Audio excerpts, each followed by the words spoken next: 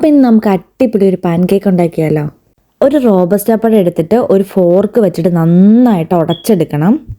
ഒരു എഗ്ഗോടെ ചേർത്ത് കൊടുത്തിട്ട് ഇതിനൊന്ന് മിക്സ് ചെയ്തെടുക്കണം. ഒരു നുള്ള സിനമൺ പൗഡർ ആഡ് ചെയ്യുന്നുണ്ട്. മധുരത്തിനായിട്ട് ഞാനിവിടെ ബ്രൗൺ ഷുഗറാണ് എടുത്തിരിക്കുന്നത്. നോർമൽ ഷുഗർ ആണെങ്കിലും നമുക്ക് ആഡ് ചെയ്യാം.